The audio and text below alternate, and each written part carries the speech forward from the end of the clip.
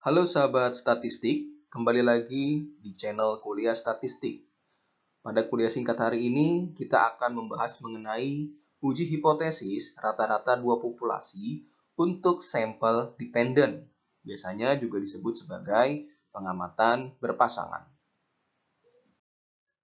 Pada kuliah sebelumnya, kita sudah membahas mengenai uji hipotesis rata-rata dua populasi untuk sampel independen. Lalu apa perbedaannya dengan sampel dependent yang hari ini akan kita bahas? Yang pertama, pada sampel independen, unit sampel untuk kedua kelompok sampel berbeda. Jadi kelompok sampel 1 berasal dari populasi 1, kelompok sampel 2 berasal dari populasi kedua, di mana unit sampel dari kelompok sampel 1 dan sampel 2 berbeda, atau sampelnya itu saling independen. Nah, pada sampel dependent, unit sampel untuk kedua kelompok sampel sama unit sampelnya. Jadi, awalnya hanya ada satu kelompok sampel. Kemudian dilakukan treatment. Jadi ketika diberikan treatment pertama, maka diperolehlah datanya. Nah, data-data itu akan masuk ke dalam kelompok sampel pertama. Lalu ketika diberikan treatment kedua, maka akan diperoleh juga data-datanya, data-data pengukurannya, dan itu akan masuk sebagai kelompok sampel kedua. Sehingga di sini perbedaan nilai sampel di antara dua kelompok sampel itu karena adanya pemberian treatment yang berbeda. Yang kedua, pada sampel independen tujuannya tidak untuk melihat perubahan yang disebabkan oleh treatment tertentu. Sedangkan pada sampel dependen tujuannya adalah untuk melihat perubahan yang disebabkan oleh treatment tertentu. Itu mengapa unit sampel yang digunakan itu sama untuk kelompok sampel 1 dan kelompok sampel 2. Nah, sebagai contoh pada sampel independen, contohnya adalah menguji perbedaan rata-rata berat ayam negeri dan ayam kampung. Sedangkan pada sampel dependen, contohnya adalah menguji apakah pemberian cairan merek XX bisa membuat irit pemakaian bahan bakar pada kendaraan.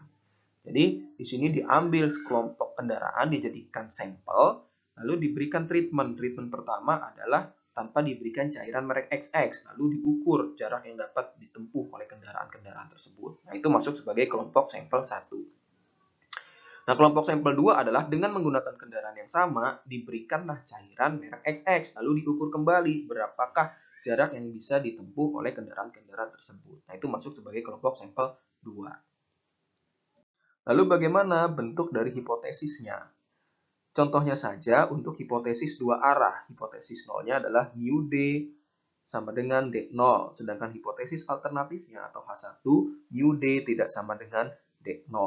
Di mana mu D merupakan parameter dari rata-rata selisih antara data treatment 1 dengan data treatment kedua. Sedangkan D0 ini merupakan nilai dari rata-rata selisih antara data treatment 1 dengan treatment kedua pada hipotesis 0 atau di bawah hipotesis 0.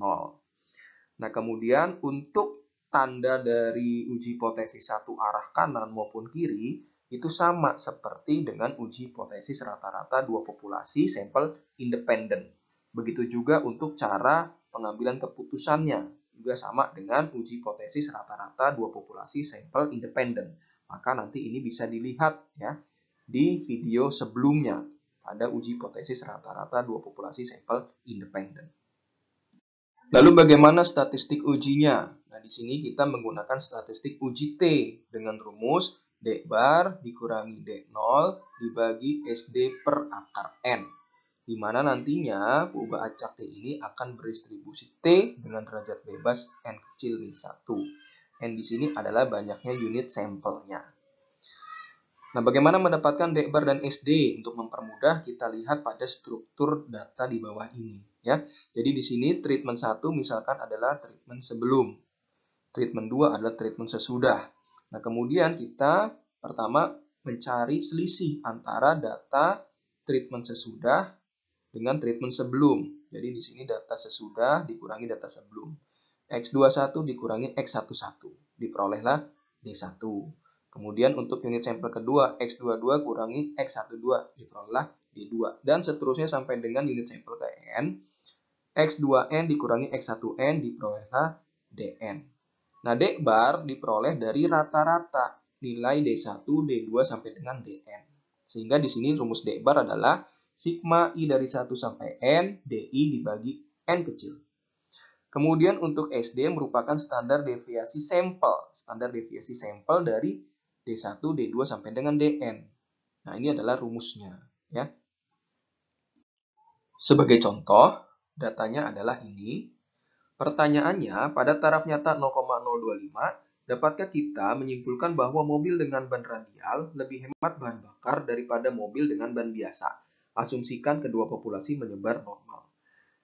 Kalau mobil dengan ban radial lebih hemat bahan bakar daripada mobil dengan ban biasa, artinya jarak tempuh yang bisa dicapai mobil dengan menggunakan ban biasa itu lebih pendek dibandingkan kendaraan dengan menggunakan ban radial dengan diberikan jumlah bensin yang sama. Nah, sehingga sama saja pertanyaannya adalah apakah rata-rata jarak tempuh mobil dengan menggunakan ban biasa dikurang jarak tempuh mobil dengan menggunakan ban radial itu kurang dari 0. Sehingga uji hipotesisnya merupakan uji hipotesis satu arah sisi kiri. Untuk mengerjakannya, kita terlebih dahulu mencari nilai DI atau selisih jarak tempuh dengan menggunakan ban biasa dengan menggunakan ban radial.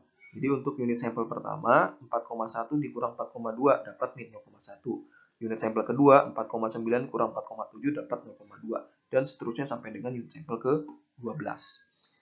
Kemudian untuk taraf signifikansi 0,025 sehingga nilai kritis yang digunakan adalah min T 0,025 dengan derajat bebas 12 min 1 atau 11. Diperoleh nilai kritisnya min 2,201.